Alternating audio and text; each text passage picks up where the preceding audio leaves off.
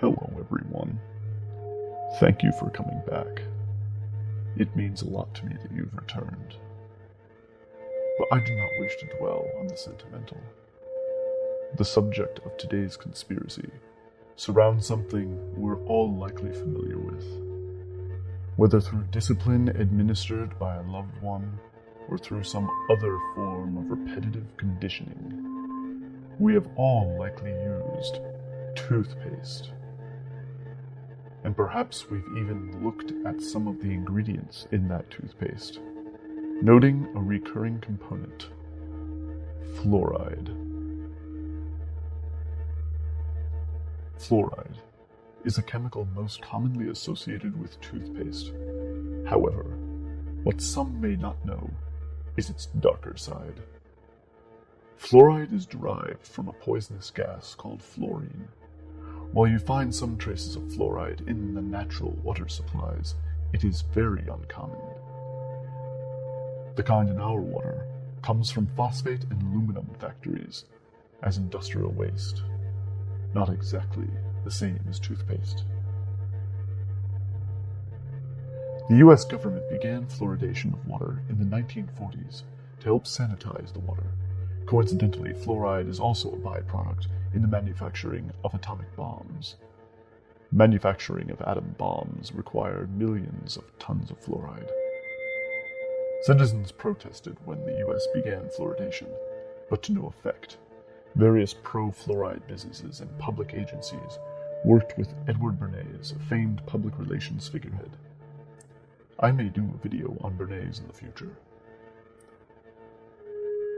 Where fluoride was concerned, Bernays didn't use a traditional ad campaign. Instead, he got a series of dental organizations to promote fluoride with their dentists, and in turn, the dentist's patients, saying it was safe at 1 part per million. Who's to question the dental associations of America? So what is fluoride used for, if not sanitation? One possibility is that fluoride causes a condition known as fluorosis, which results in damaged teeth, arthritis, and a lower IQ.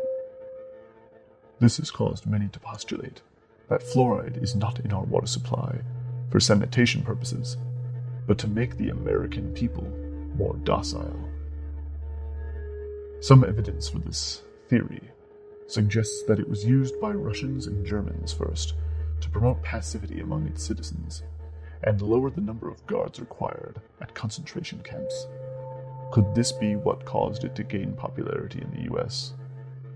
A second set of evidence points to research. Authorities in both government and the private sector have long buried research showing the effects of fluoride on the central nervous system, instead promoting studies showing fluoride in a favorable light. And funny enough, some of the first major injuries on atom bomb work sites were from fluoride exposure, as opposed to radiation poisoning. A third set of evidence, and possibly the most damning. Few people realize that the US is one of the last Western countries to continue the use of fluoridation of water. Most of Europe and Japan have all banned its use due to health concerns. Final thoughts. No one can talk about the negative side effects of fluoride without being blackballed. Overall, many conspiracy theorists suggest that this is part of a larger scheme toward achieving a global government, as it pacifies an otherwise politically active public and impairs brain function. War? Not my problem. Economic crash? I haven't lost my job yet. Disease? Far away. Why worry?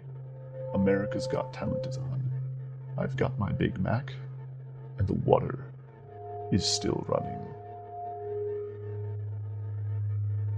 Thank you again for watching. I will see you next time.